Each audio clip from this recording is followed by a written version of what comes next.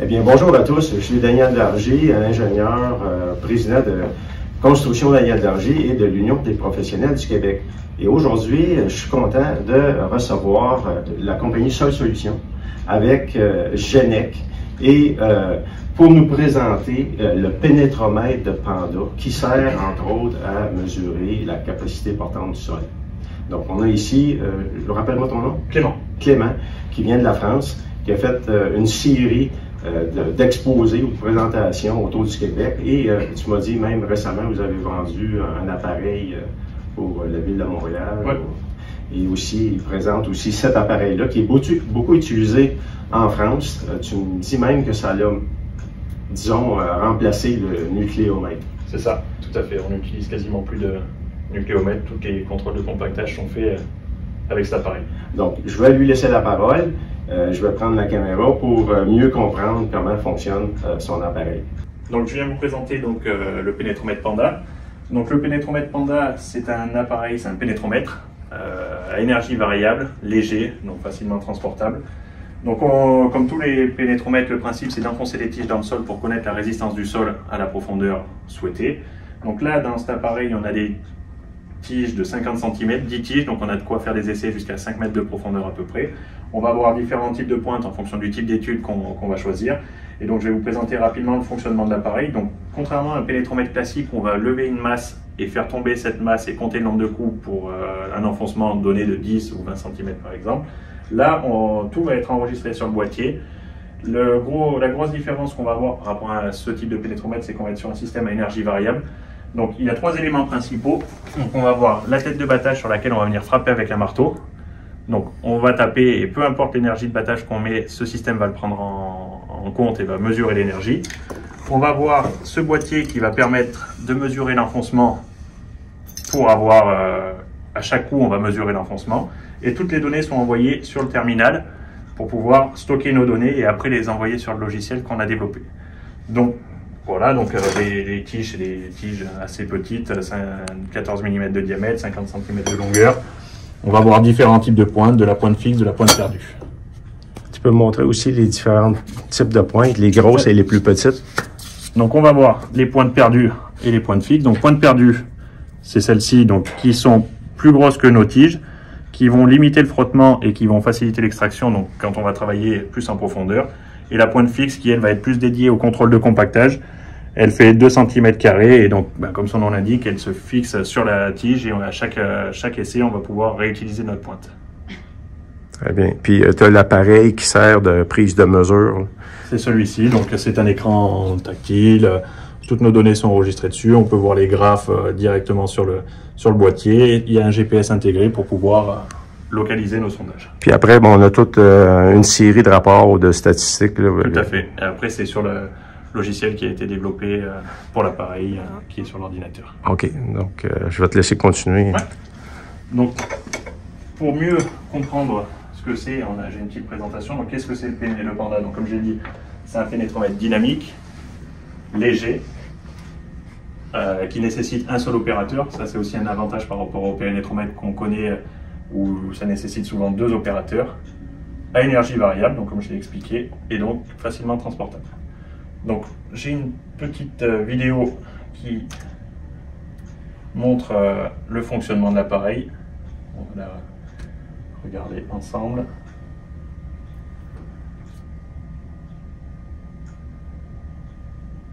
Donc voilà, un des gros intérêts, c'est la taille de l'appareil. On a une valise qui fait moins de 18 kg. Donc c'est facilement transportable. Moi je me déplace régulièrement en avion, on peut le prendre en avion. On ne va pas avoir tous les problèmes qu'on peut avoir aujourd'hui sur un système comme un nucléo où on a des difficultés de stocker et transporter. Donc là on va retrouver les différents éléments dont je parlais. Le boîtier qui enregistre les données, le boîtier qui va mesurer l'enfoncement, le marteau qui vient frapper sur la tête et la tête qui va mesurer l'énergie. On retrouve nos tiges. Donc on débute toujours un sondage avec 1 mètre de tige. Là pour un exemple comme ça, on travaille sur du contrôle de compactage.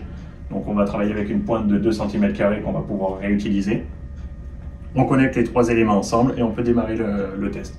L'un des gros avantages, c'est qu'on est rapidement mis en place et on débute rapidement notre chantier. On configure le site et le sondage sur le boîtier. Donc, comme je le disais juste avant, ça est tactile. On lui dit le nom du site, le nom du sondage et on attaque notre essai.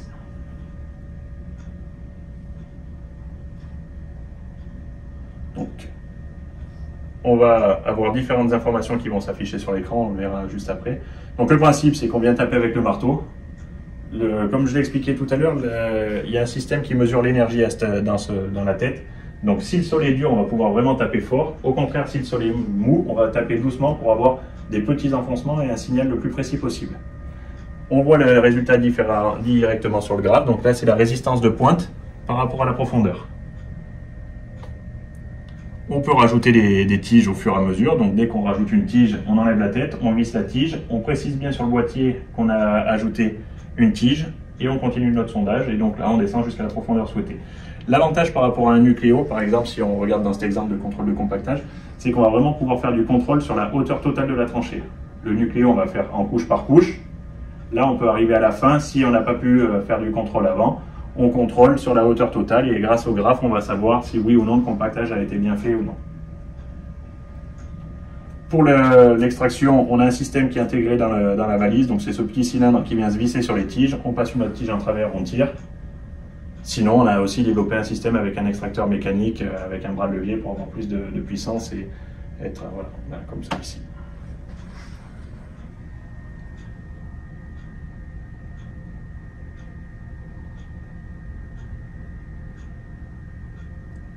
Donc ça, c'est quand même un gros avantage parce que quand les sols sont bien compactés et qu'on descend un peu en profondeur, ça peut être un peu compliqué de sortir la tige. C'est quand même assez pratique. Donc l'essai est quand même très rapide. Il est simple à faire, il n'y a pas de formation particulière à avoir. Et après, tout est stocké sur le boîtier. On arrive au bureau, on transfère les données, on peut traiter les données directement sur l'ordinateur. Donc voilà, bon, présentation, ça c'est ce qu'on a vu juste avant, les différents éléments. Donc la tête, l'unité centrale et le terminal. Donc comme je l'ai expliqué, le principe de l'essai c'est on enfonce nos tiges jusqu'à la profondeur souhaitée, on vient mesurer la résistance et on compare avec une base de données pour s'assurer que le compactage est bon ou non. Et on peut travailler dans des granulométries au maximum jusqu'à 60 mm. Dimension, poids assez petit, assez transportable comme vous pouvez le voir. Ça, c'est la formule de battage qu'on utilise pour avoir le résultat. Donc, c'est la formule des Hollandais. On va prendre en compte la surface de la pointe, l'énergie de battage, le poids battu, le poids du marteau et l'enfoncement par coup. Et donc, comme je le disais, on a directement le résultat. Donc, la résistance de pointe, donc la résistance du sol à chaque point représente chaque coup de marteau par rapport à la profondeur. Donc là, c'est un essai qu'on avait fait jusqu'à en gros 50-60 cm. Il va y avoir deux applications principales pour cet appareil. Ça va être la reconnaissance géotechnique, donc une entreprise qui veut dimensionner des fondations pour une maison ou pour ce genre de petits bâtiments, ou après la partie contrôle de compactage. Donc on va commencer rapidement par la reconnaissance de sol, la reconnaissance géotechnique. Donc pour cette application, on va utiliser la pointe perdue qui fait 4 cm. On a également une pointe qui fait 10 cm², qui est les plus grosses et qui sert principalement dans les sols très mous. Donc comme je le disais précédemment, l'idée c'est de faciliter l'extraction et surtout limiter le frottement sur les tiges et bien mesurer la résistance de pointe. On va voir un certain nombre d'unités disponibles dans le logiciel. Nous, c'est vrai qu'on a l'habitude de travailler en MPa, de travailler en centimètres, autres. On a différentes unités pour différents pays et s'adapter aux besoins du plus grand nombre. On va s'en servir pour les études préliminaires, les dimensionnements de fondation, aussi les diagnostics. Aujourd'hui, une maison qui fissure du fait du rentré gonflement des argiles, on va pouvoir aller au plus près des fondations ou directement faire un tout petit trou dans la dalle, faire notre essai et avoir une information sur le sol en dessous de la maison ou de la fondation. Et également sur les sites qui sont difficiles d'accès. Le gros avantage, c'est que, pour résumer, en gros, partout où vous pouvez aller, l'appareil peut venir avec vous. Donc voilà, ça c'est les exemples de travaux qu'on fait. On fait de la reconnaissance, la géologie du site, la résistance du terrain.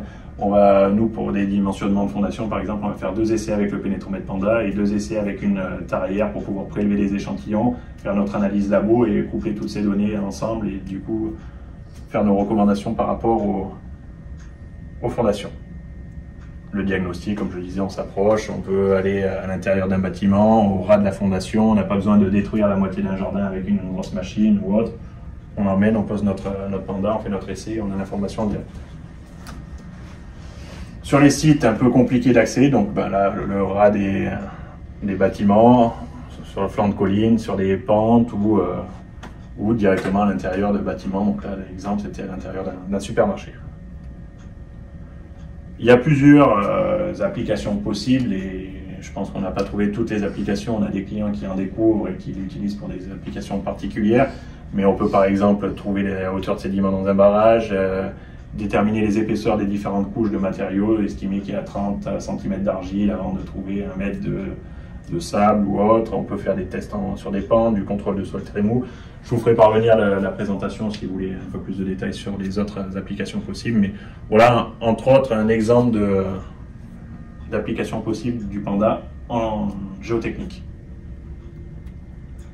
Ça, c'est l'exemple d'informations qu'on va avoir. On va avoir notre sondage des informations, donc la résistance de pointe donc, en MPa. Donc voilà, on voit que là, la résistance augmente au fur et à mesure qu'on descend dans le sol, donc le sol est de plus en plus résistant. À côté, on va pouvoir venir, si on a eu l'information grâce à un prélèvement, grâce à une coupe géologique ou autre, venir ajouter la coupe géologique en disant, ben voilà, on avait 30 cm de terre végétale au début, ce qui fait qu'on a des résistances très faibles, et après on avait des argiles, un sable argileux jusqu'à cette profondeur, et après une argile plus dure jusqu'à telle profondeur. On va vraiment pouvoir coupler les informations avec la coupe géologique. Ça, c'est aussi montrer l'intérêt de l'énergie variable. Donc là, on avait réalisé dans cet exemple 3 essais Panda sur 1 mètre carré. Et l'idée, c'était de montrer que les 3 essais montraient bien le même problème à la même profondeur. Et que si on n'avait pas cette possibilité d'avoir l'énergie variable, on n'aurait pas eu une information aussi précise. Donc là, on fait notre essai jusqu'à 2 mètres à peu près, enfin nos essais jusqu'à 2 mètres. Et à 2 mètres, on s'aperçoit qu'il y a une baisse très importante de résistance. Donc nos 3 essais montrent la même chose. Clairement, si on avait des fondations à poser, il faudrait certainement descendre en dessous de cette couche parce que sinon on pourrait avoir un tassement, un sol qui s'affaisse avec le poids de la maison, du bâtiment ou autre.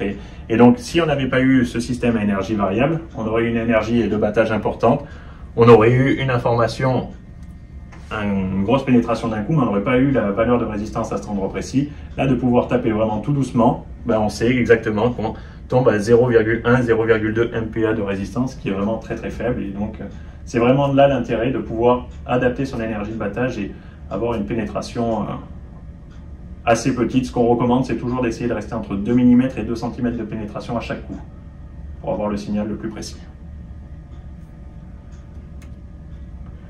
Donc comme vous le disiez tout à l'heure, il y a aussi la possibilité d'estimer la capacité portante et donc de pouvoir après essayer de dimensionner les fondations.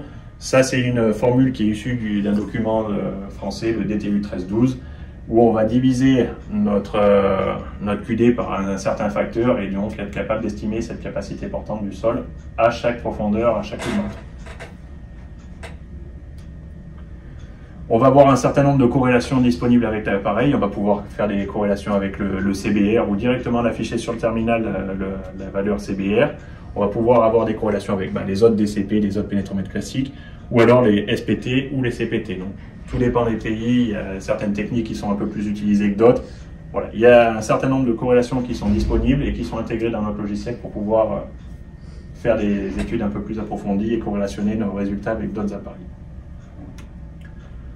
Voilà, donc là c'est un exemple d'indice CBR qu'on pourrait avoir. On va avoir 3 formules différentes, une générale pour tout type de sol, une pour les sols très argileux et une pour les sols pas argileux. Donc voilà, on va avoir 3 corrélations disponibles dans l'appareil. On va avoir des corrélations avec les autres pénétros, le résultat du Panda est similaire aux autres pénétros, ça reste un pénétromètre classique. Ce qui est intéressant, c'est de voir, voilà, ça c'est un pénétromètre classique avec une masse tombante.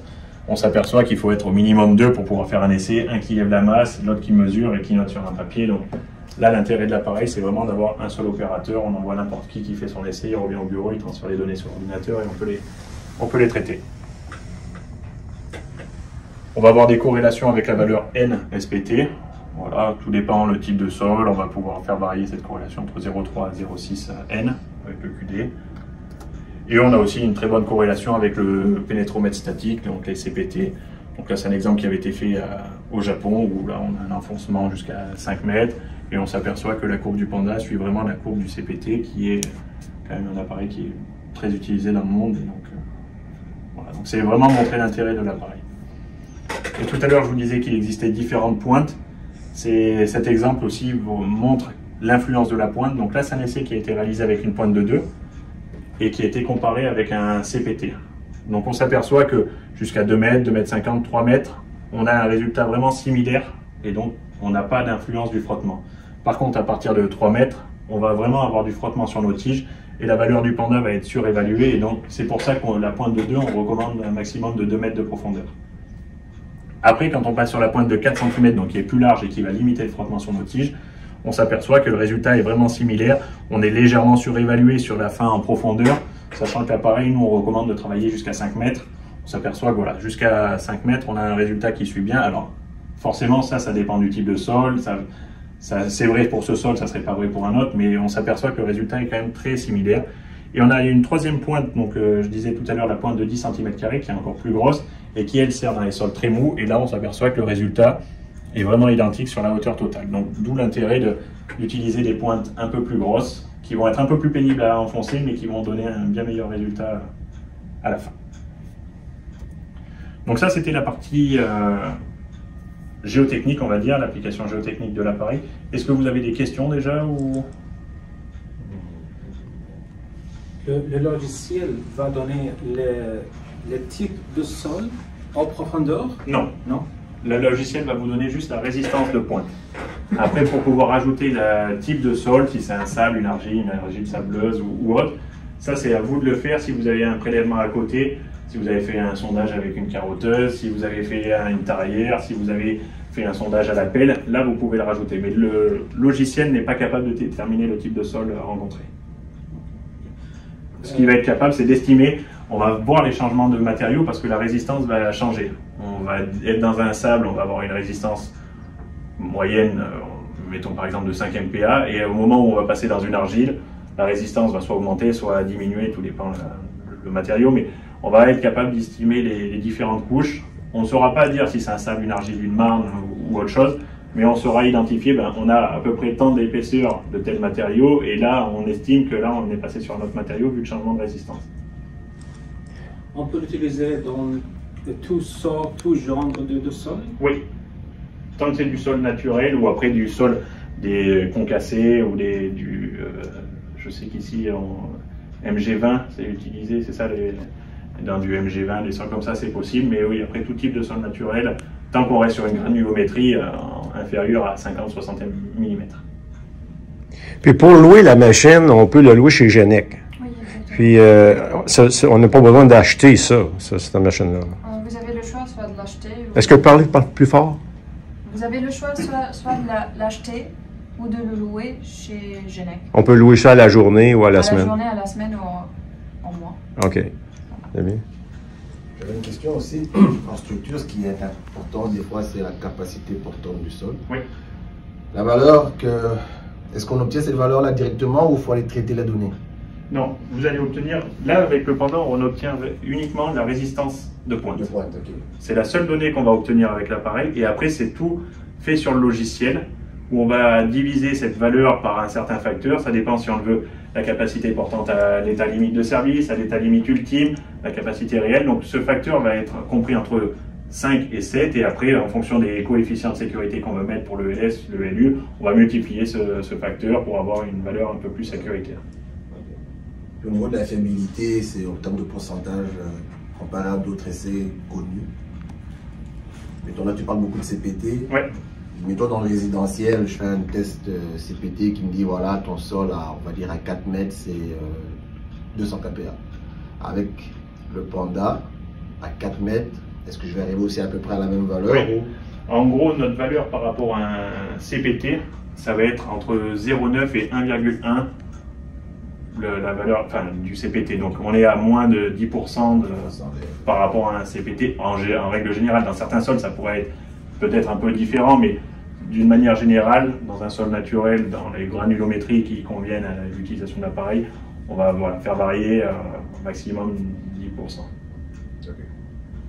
Donc après voilà, on peut le savoir, c'est un essai qui coûte nettement moins cher à réaliser qu'un essai CPT, donc est-ce que de se dire on prend 10% de sécurité en plus au moment de faire notre rapport, c'est acceptable pour pouvoir gagner un peu sur un essai CPT? Voilà, c'est quelque chose qui se réfléchit, mais nous, aujourd'hui, on est bureau d'études, on n'est pas uniquement fabricant de matériel, on est bureau d'études, on fait ce type de prestations et on utilise le Panda quotidiennement pour dimensionner nos fondations. Puis le niveau de la nappe n'intervient pas dans le...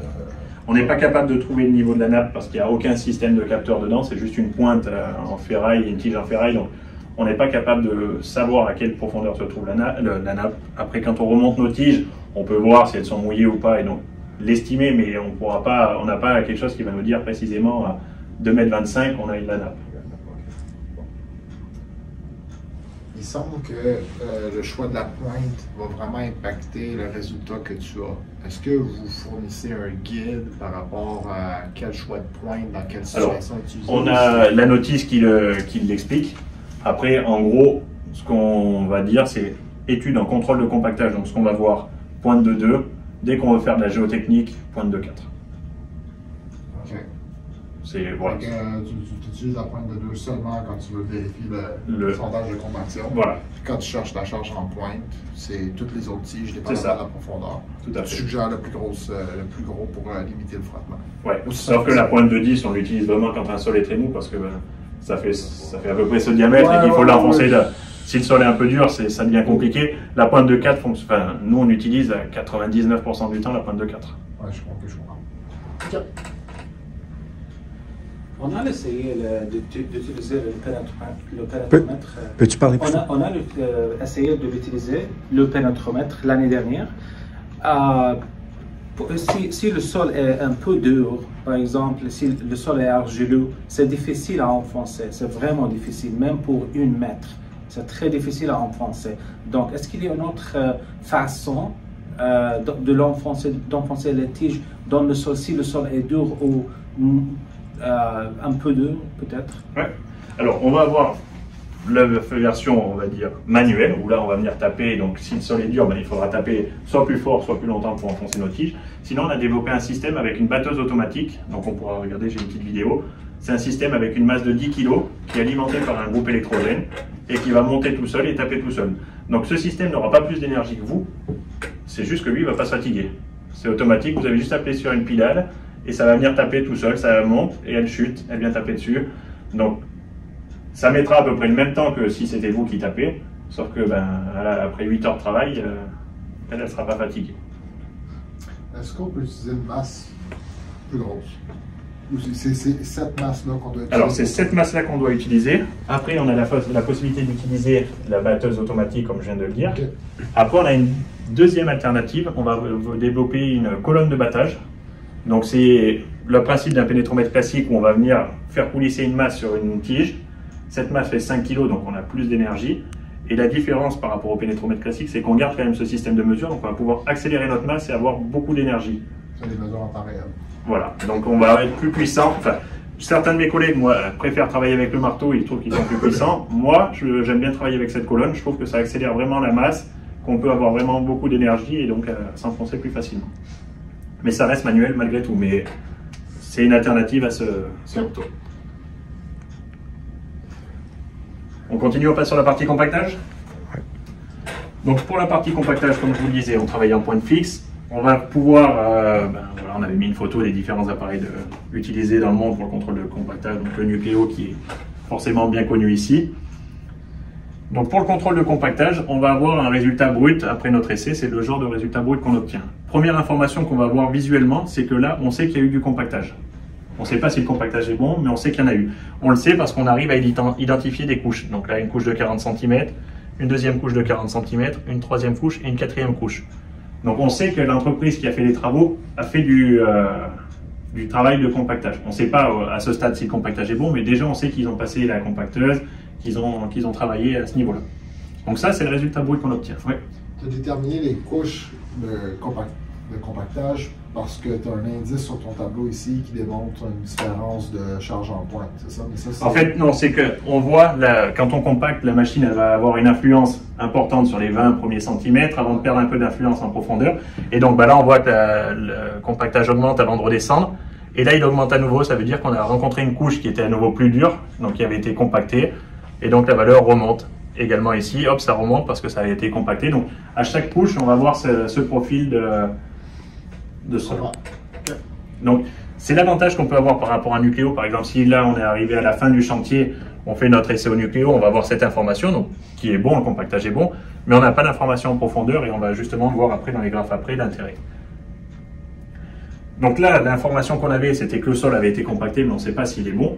Donc pour savoir s'il est bon, on va lui dire quel type de sol on a contrôlé. Donc là, c'est la classification USCS, il me semble.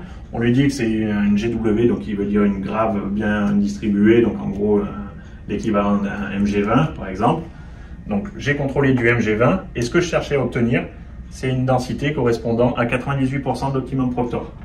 Le Panda ne va pas nous dire on est à 98%, 95%.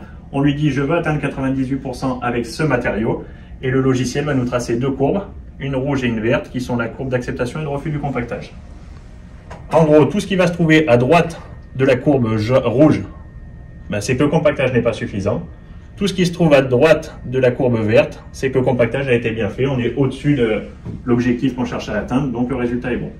Et entre les deux, c'est une zone qu'on appelle zone de tolérance. Voilà. C'est pas très bien, mais c'est pas catastrophique. C'est acceptable.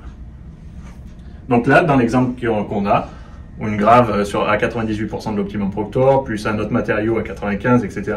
Notre résultat de compactage est bon, on a l'information sur la hauteur totale, on sait que le travail a été bien fait.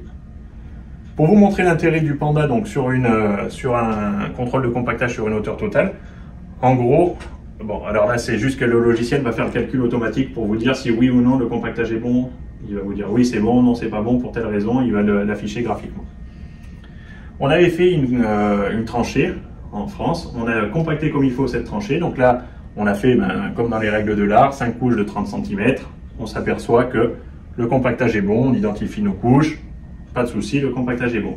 On a fait la même tranchée, mais volontairement on a oublié de compacter une couche, donc au lieu de faire 5 couches de 30, on va avoir fait 2 couches de 40, puis une couche de 60 et à nouveau une couche de 30. Et automatiquement on s'aperçoit qu'on a une petite partie de notre courbe qui va passer dans la zone rouge, la zone de refus. Et donc, voilà, graphiquement, c'est représenté par l'appareil. Il va nous dire, attention, là, on a une couche qui fait 60 cm. On sait que nos compacteuses ne sont pas capables de compacter 60 cm et on le voit directement.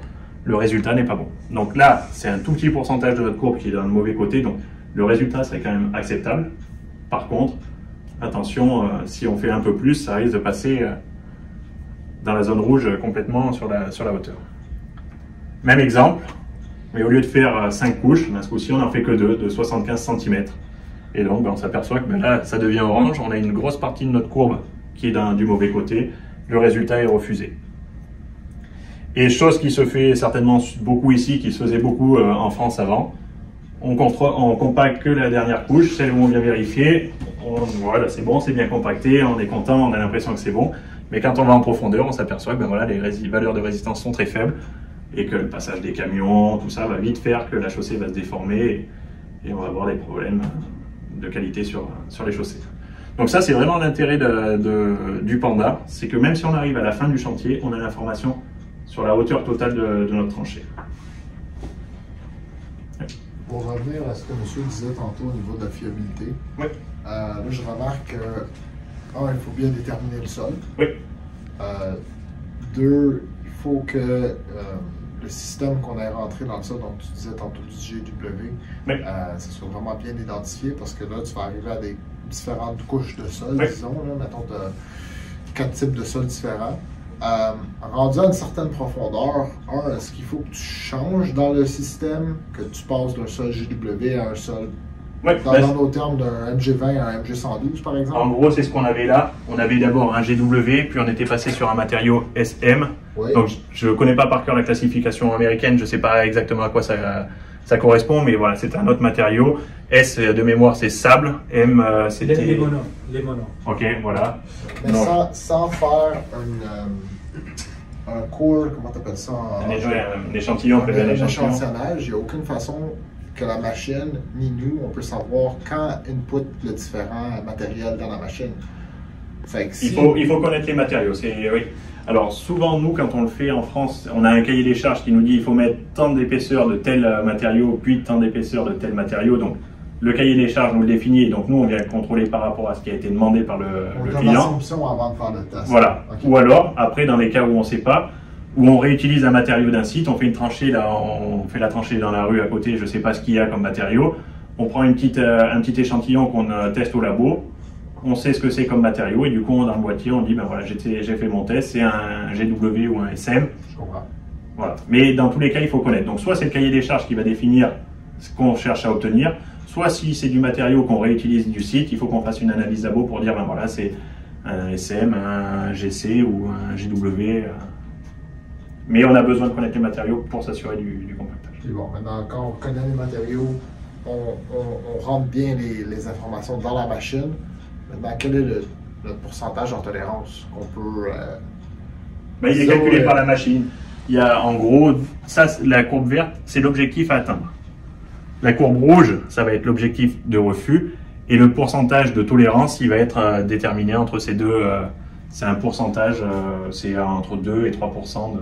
OK, donc nous, on fait notre rapport, on peut dire compaction évaluée à 92% avec une tolérance de plus ou moins 2%. Voilà. Donc elle peut être à 90 ou 94, mais nous, on garantit qu'elle est dans ce range. Voilà. En gros, tout ce qui va être compris entre cette zone, c'est qu'on est dans une zone de tolérance fournie par l'appareil. Mais la tolérance dans la zone qui est là, vous l'indiquez dans la machine. Alors, c'est pas indiqué, c'est suivant la norme française. Okay. Ça a été fait, voilà, toutes ces méthodes de calcul dépendent d'une norme qui concerne cet appareil et voilà. On pourrait l'avoir. Ouais. Parfait. Donc ça, c'est ce qu'on a vu. Après aussi, ben, la teneur en eau d'un matériau fait aussi varier sa résistance. Donc, on va préciser si le matériau est sec, moyen et humide. Et nos courbes vont se décaler parce qu'un matériau sec va être plus dur. Donc, on va avoir des courbes plus exigeantes que si c'est un matériau humide. Donc, on prend bien en compte la teneur en eau des matériaux dans la formule de calcul. Ouais. Les deux courbes, tantôt, le courbe rouge et le courbe verte, ça dépend de normes. Par exemple, la norme française, par exemple. Alors, les courbes ne dépendent pas de la norme. Les courbes ont été calculées. C'est une bonne question, on y est arrivé. C'est en fait, on va avoir une sorte de moule, c'est une sorte de gros moule Proctor qu'on va venir mettre des matériaux, donc on va l'avoir fait pour tous les matériaux de la classification française, les matériaux de la classification américaine. On met nos matériaux qu'on va venir compacter, on connaît la densité de notre échantillon, on connaît la teneur en eau, on connaît toutes ces informations, et on va faire une multitude d'essais Panda dedans. Donc on va avoir après la courbe qui va faire la relation entre le QD et cette densité, et donc on va être capable de déterminer, ben, si je veux 98% de l'optimum Proctor, ma valeur à atteindre en QD, c'est 8 MPa, 10 MPa, et donc ça, c'est pas la seule solution qui l'a fait, c'est l'université de Clermont-Ferrand, qui a fait toute cette recherche, et du coup, c'est validé après par les ponts et chaussées, il y a des choses comme ça qui valident tout ça derrière. Donc il faut mettre des échantillons dans le laboratoire pour faire des tests? Non, ça c'est à nous de le faire et c'est déjà intégré dans la machine. Nous on a fait ces tests pour la classification GTR, donc qui est la classification française, la classification USCS, la classification HLO, donc tout ça c'est déjà un travail qui est réalisé. Maintenant, il suffit juste de dire, ben voilà, dans la classification USCS, je sélectionne la GW, je veux telle densité, et directement la courbe se trace. Vous n'avez pas de test à faire. Vous avez juste un test labo à faire pour savoir quel matériau c'est. Si c'est un GW, SM, ça... Merci. De rien. Donc on était juste là, donc voilà, on va l'utiliser en contrôle de compactage, on peut l'utiliser sur différents projets, que ce soit pour le contrôle de la hauteur totale, on fait une tranchée de 1,50 m, on contrôle en une seule opération.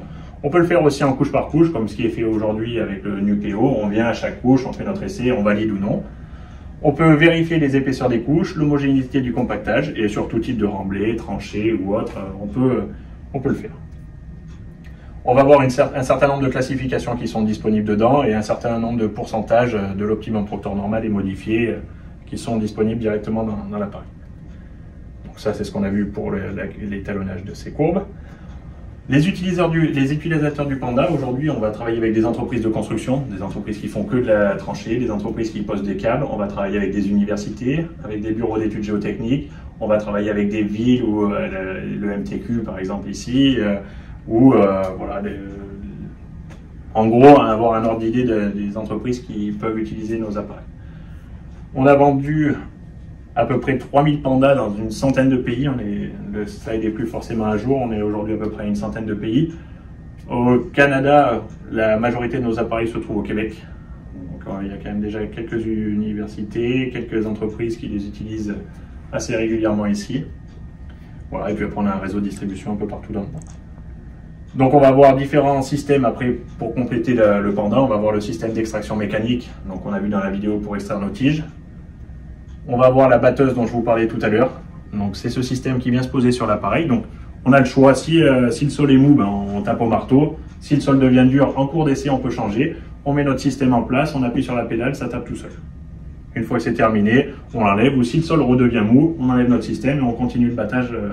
La seule chose, c'est juste le préciser sur le boîtier. J'ai changé de mode de battage parce que le poids de la masse change, donc ça prend en compte dans la formule. Mais voilà, c'est l'intérêt, on peut changer en cours d'essai. Et si on a le troisième mode de battage, la colonne, on peut aussi inverser, faire un coup de marteau, un coup la colonne, un coup la batteuse, en fonction du type de sol, de la résistance ou de nos envies. Donc là, voilà, c'est la colonne, donc ce que je vous disais, une masse de 5 kg qui vient chuter d'une hauteur fixe, mais sur lequel on peut accélérer parce qu'on garde bien le système de mesure d'énergie. Et donc, voilà, on le prend bien en compte. Sob Solutions, on va faire tout ce qui est service après-vente, mais ici c'est géré aussi avec nos amis de chez Genec qui sont en charge de la vente du matériel, la fourniture des pièces détachées, l'étalonnage, etc. On peut également proposer des formations techniques, on a des formateurs et du coup maintenant c'est des choses qu'on fait bien en visio, donc s'il y a des besoins de formation, on peut le proposer également. Donc voilà une petite présentation rapide du Panda. Est-ce que vous avez d'autres questions? Et vers la fin, dans l'étalonnage, est-ce qu'il faut l'étalonner avant l'utilisation ou quand tu loues l'appareil, elle est déjà préétalonnée ou est-ce qu'il y a un guide qui te montre comment l'étalonner? Alors en fait, c'est un appareil de mesure, donc nous ce qu'on recommande c'est un étalonnage annuel. Okay. Donc tous les ans, on l'envoie en France ou à terme on va certainement pouvoir le faire ici pour gagner du temps et de l'argent également, mais on l'envoie, on s'assure que le capteur d'enfoncement mesure un bon enfoncement, on s'assure que le capteur de force mesure une bonne force. Et du coup, il est étalonné pour une année et c'est quelque chose qu'on demande à étalonner, enfin qu'on recommande d'étalonner tous les ans. Donc le technicien qui s'en va avec n'a pas besoin de... Il n'a rien besoin de faire, il prend son Panda, il fait son essai, il rentre au bureau, il n'a pas besoin de faire l'étalonnage particulier. Okay. On a posé une question tantôt au niveau de la formation, n'importe qui peut l'utiliser. Moi, je pourrais la louer, puis l'utiliser, produire mon propre rapport, puis ouais. Après, ce qu'on n'a pas vu là tout de suite, qu'on peut regarder rapidement, c'est le logiciel. On a développé un logiciel dans lequel on va voir. Est-ce que tu peux le passer? Ça serait intéressant parce que le logiciel, c'est quand même, il y a plusieurs menus, puis c'est pas tout à fait évident de... Donc on va avoir un logiciel, j'espère que la connexion, voilà, qui s'appelle WebSprint. Donc WebSprint, on va avoir deux parties dedans. DataSprint où on va venir stocker nos données. On rentre du bureau, on connecte notre Panda, on transfère les données. Et MindSprint où on va pouvoir les traiter. Donc dans DataSprint, on va retrouver tous nos projets. Donc ce qu'on appelle projet, c'est un site où on a plusieurs sondages. Donc là, je vais avoir tous mes projets et vu que c'est un logiciel coopératif au sein de mon entreprise, je vais retrouver les projets de mes collègues aussi. Donc là, c'est mon collègue Luc qui en a fait, mon collègue Philippe. J'ai accès à leurs données, je peux aussi traiter leurs données à eux avec mes identifiants.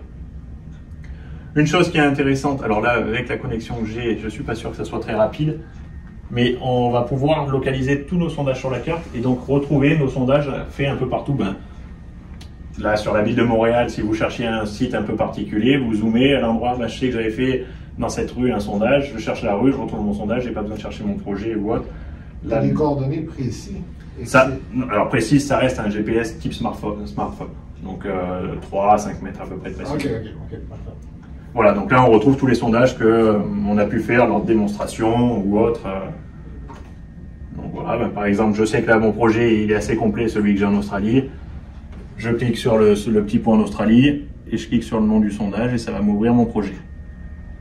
Donc dans mon projet, je vais retrouver les sondages que j'ai mis. Je vais pouvoir stocker des photos, des rapports, des plans, visualiser mes sondages. Donc là, par exemple, j'ai un sondage à 3,78 m avec le Grizzly qui est un autre de nos appareils.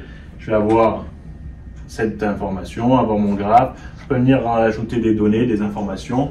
Et en gros, plus je vais rentrer d'informations ici, plus mon rapport que je vais générer à la fin en automatique sera complet. Donc je vais passer assez rapidement, je ne vous rentre pas dans le détail de tout ce que fait le logiciel. Après, on peut également exporter les données. Donc ça, c'est le nombre de coups, l'enfoncement, la résistance de pointe. On peut les exporter en Excel pour faire les traitements particuliers ou autres si jamais vous en avez besoin. Et donc si je reviens sur mon projet, donc à la base de mon projet, je vais avoir différentes choses. Donc le résumé avec la localisation des sondages de ce projet. Je vais avoir la carte où je vais pouvoir déplacer mes sondages. Si j'ai un meilleur GPS plus précis, hop, je vais dire, bah non, celui-là, il n'était pas tout à fait là, il était 1 mètre en dessous, je le décale, je le modifie.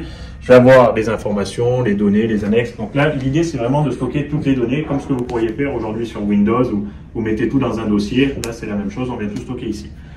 Et après, on va avoir plusieurs modules qui sont disponibles. Donc là, ce qu'on appelle, chez nous, une étude. On va créer une étude et on va avoir différents modules disponibles pour le pendant. On va avoir un module contrôle de compactage. C'est celui où on va pouvoir tracer la courbe verte et rouge pour savoir si le compactage est bon ou non. On va avoir un module reconnaissance de sol où on va pouvoir venir ajouter une coupe géologique et aussi dire, voilà, faire mon calcul d'estimation de la capacité portante. Donc là, c'est votre responsabilité à vous. Ben voilà, pour estimer la capacité portante, c'était tel type de sol, donc il faut que je mette tel facteur. Donc vous, manuellement, vous mettez 5, 7, 15 ou 21.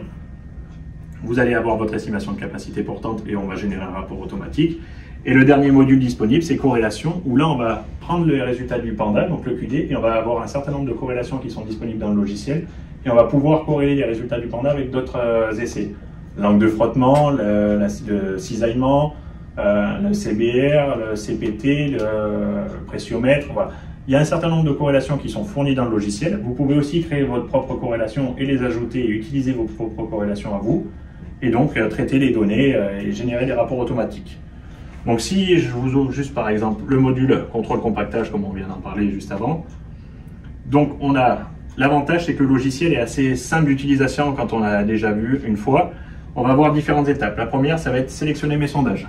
La deuxième, ça va être gérer les remblais. Troisième, vérifier les anomalies. Et le quatrième, générer un rapport. Donc là, je lui dis, voilà, j'ai 6 sondages Panda que je veux faire. Ok, je passe à la gestion des remblais. Gestion des remblais, donc je vais lui dire, voilà, donc là, j'ai différents modèles que j'ai créés. Un exemple HTO, un exemple université, voilà. Donc, je peux créer ma coupe type. Si j'ai toujours la même, j'utilise toujours la même. Si vous faites que du contrôle sur du MG20 tout le temps, vous faites une coupe. J'ai 1,50 m de MG20. Vous utilisez tout le temps la même et vous n'avez rien à faire. C'est juste cliquer sur appliquer. Donc, par exemple, moi, je lui dis, c'est voilà, un test backfill que je veux utiliser. Je l'applique et je l'applique à tous mes sondages. Donc là, j'avais une coupe qui avait été déjà appliquée avant. Là, j'applique celle-là, donc elle va être certainement différente. La coupe, c'est première couche. 20 cm, 30 cm de MG20. Sort de l'argile. Voilà, c'est ça. Puis ça, c'est déjà comme un template que tu viens juste mettre sur ton sondage. La première, c'est à toi de le faire. Tu dis, voilà, j'ai 30 cm de MG20, j'ai 1 mètre d'argile, voilà. Une fois que tu as défini ta coupe, tu l'enregistres comme un modèle et donc tu peux la réutiliser à chaque fois si c'est toujours la même. Et si c'est pas la même, à chaque fois tu vas venir créer une coupe différente. Okay. Donc là, moi j'en avais déjà des exemples créés. Donc là, on avait un SPSM à 98% de l'Optimum Proctor. Ensuite, on avait un SPSM mais à 95% de l'Optimum Proctor. Donc là, c'était le même matériau qu'on a utilisé sur la hauteur totale. C'est juste que les objectifs de densité ont évolué. Je clique sur passer aux anomalies et donc automatiquement, le logiciel va calculer s'il y a des anomalies ou non. Donc on va voir nos courbes. Donc là, premier sondage, on est bon. Si on se met sur le deuxième sondage,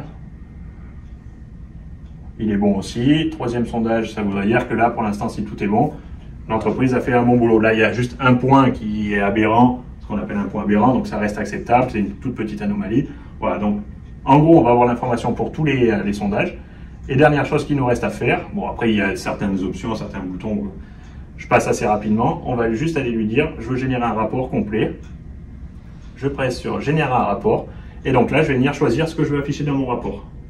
Donc tout ce que j'ai rempli sur la partie avant ou sur le boîtier directement sur le chantier, et ben, je vais pouvoir l'afficher. Donc par exemple, je vais afficher le nom du client, là c'était l'Opéra de Sydney. Je vais afficher le logo du client aussi parce que sur son rapport, il sera content de voir son logo, ça fait toujours un petit plus. Voilà, bon l'adresse je veux le garder, par contre la période ça ne m'intéresse pas, je ne veux pas l'afficher. Voilà, on sélectionne ce qu'on veut faire apparaître. Hop, là ben, le maître d'œuvre ça ne m'intéresse pas, etc. On avance, on peut venir mettre des commentaires. Donc là moi j'avais mis que c'était des pandas, machin, des tests, on peut taper ce qu'on veut. Qui a rédigé le rapport, qui l'a validé, ben ça je veux le faire apparaître, je le sélectionne également. Enfin voilà, c'est vraiment, vous sélectionnez ce que vous voulez faire apparaître. Je veux faire apparaître la carte des sondages, je veux faire apparaître l'extrait de la norme qui nous explique pourquoi le compactage est bon ou pas bon. Et je veux faire apparaître ben, une photo, une conclusion, voilà, conclusion. Tous les essais sauf un sont bons, mais ceci s'explique pour telle raison, ou l'entreprise n'a vraiment pas compacté. Enfin, vous mettez la conclusion que vous voulez. Si vous voulez joindre une annexe, donc là, ben, par exemple, j'ai la brochure du panda, j'ai la brochure du grizzly, donc je vais faire apparaître ça, mais ça pourrait être un rapport annexe d'une autre entreprise qui est intervenue, qui vous a envoyé quelque chose, un devis que vous aviez eu, enfin ce que vous voulez. Et après, vous générez le rapport complet. Vous sélectionnez les sondages qu'on veut faire apparaître. Ben voilà, je vais faire apparaître tous mes sondages sur celui-là, 20 cm. Il n'est pas complet et celui-là, c'était pas forcément dédié au truc. Je veux bien faire apparaître les anomalies et représenter graphiquement et je génère mon rapport. Et donc là, le logiciel, automatiquement, va vous générer un rapport, un modèle complet où vous allez avoir, ben, on va le voir, je ne sais pas cliquer. Si, voilà. Et donc là, il se télécharge logiquement. Ah non, il y a un bug, c'est bien ce que je pensais. Je n'ai pas retour sélectionné, c'était juste le lancer.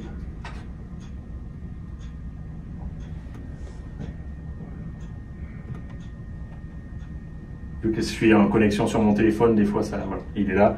Et là, il est en train de charger, il se télécharge automatiquement. Donc, on clique sur le bouton, le rapport est complet. Ah bah si, il avait téléchargé le premier. Bon, ok. Et donc après, ben là, je peux le télécharger ou le voir, ou directement l'envoyer à mon client depuis cette plateforme. Et donc, mon rapport apparaît ici. Et donc, il va ressembler à ça. Donc, j'ai bien le logo, mon logo à moi, le logo du client, toutes les données que j'ai décidé d'afficher, un petit sommaire, la liste des documents et informations que j'avais eus, qui me les avait donnés, la carte avec les différents sondages, les critères d'acceptation selon la norme française. Question pour toi au niveau des normes, là, au Canada évidemment, au Québec. Ouais. Est-ce que vous avez déjà rentrer toutes les normes où vous vendez l'appareil ou est-ce que c'est à nous manuellement d'aller prendre la norme, prendre l'extrait, l'insérer dans le rapport? Alors nous, on a juste l'extrait de la norme française qui est disponible sur le logiciel. Okay. Aujourd'hui, on est en train de faire des travaux avec différentes universités, le MTQ, la ville de Montréal, pour pouvoir faire rentrer le Panda comme un appareil reconnu et normé au Québec. Donc c'est quelque chose qui est en cours, ça avance doucement, mais il y a des projets un peu partout. Pour l'instant, faut l'insérer. On peut l'insérer manuellement puis dire voilà. Oui, on peut. Voilà, si vous avez un extrait d'une norme canadienne, vous le mettez en annexe et on le fait apparaître comme annexe à la fin. Ça. Voilà, j'ai donc toujours la norme. Ensuite, j'ai une photo du site, la liste des sondages. Donc, on voit que j'ai travaillé sur 4 sondages. Les 4 étaient acceptables, le compactage était bon, donc l'entreprise a fait du bon boulot. Les graphes avec les différents essais. Donc là, j'avais 4 sondages et on s'aperçoit que tous les sondages sont acceptables. Et pour finir, ma conclusion, que j'ai pas tapé, et les annexes que je veux afficher. Donc automatiquement, le logiciel, on rentre quelques informations, le nom, l'adresse, le lieu, la date, etc. On importe nos données, on met notre coupe de tranchée, et le logiciel vous génère un rapport automatique, il n'y a plus rien à faire. Après, le modèle, il n'est pas modifiable, il est juste adaptable en fonction de vos besoins. Si vous voulez afficher ça, pas ça, c'est vous qui choisissez. Donc, pour des fins statistiques, il est suffisant de faire un test pour un point. Il est suffisant de faire un test par 3 pour des fins statistiques. Ouais. Nous, quand on fait du contrôle de compactage, tout dépend les types de tranchées, si c'est pour de l'eau, si c'est pour du gaz ou autre. On va avoir un cahier des charges qui va nous dire je fais un sondage tous les 50 mètres, un sondage tous les 200 mètres. Et on se précise, après on peut l'afficher aussi sur le rapport. Je ne sais pas si, juste juste au-dessus, ça y est. Mais par exemple, non, là, en gros, on va pouvoir afficher, ben, je me suis mis à telle distance de tel égout, je me suis mis à telle distance de tel égout, j'ai fait mon sondage à ce niveau-là, le compactage est bon à ce niveau-là, etc. Et on va faire un point tous les 50 mètres, on va le localiser plus ou moins par rapport à des objets remarquables, et voilà comment on le fait. Mais il y a un cahier des charges qui nous dit un sondage tous les X mètres. Oui, mais un sondage tous les X mètres, mais pour un point, juste Ouais. un point. Ouais. C'est un sondage Un pour sondage. Ouais. pas 3. Non. C'est acceptable en termes statistiques? Oui, nous, enfin, sur les cahiers des charges en France, c'est ce qui est fait, c'est un sondage qui est demandé. On n'a pas besoin d'en faire 2 ou 3 pour vérifier. L'appareil est étalonné, il est vérifié régulièrement, donc il n'y a pas besoin d'en faire 3 à chaque point. Donc, je vous remercie de votre écoute. Je remercie Clément de la compagnie Sol Solutions pour sa présentation sur l'appareil, le Panda, qui sert comme pénétromètre pour utiliser pour la capacité portante et plein d'autres utilisations dans les tests de sol. Merci à tous ceux qui ont participé et j'espère que ceux qui ont écouté vont apprécier ce type de présentation-là. On veut essayer d'en refaire d'autres. Donc, si vous avez des demandes, vous, du public, ingénieurs ou dans d'autres domaines, vous voulez qu'on invite ici des gens pour faire des présentations et pour vous les partager pour tous les ingénieurs. Donc, ça va nous faire plaisir de le faire avec Genec, qui ont plusieurs appareils ici à Montréal en location ou encore qui peuvent même vous vendre des appareils d'instrumentalisation. Et toujours avec la construction de l'énergie et l'Union des professionnels du Québec. Donc, merci beaucoup. Merci pour l'accueil. Merci. Merci. À la prochaine.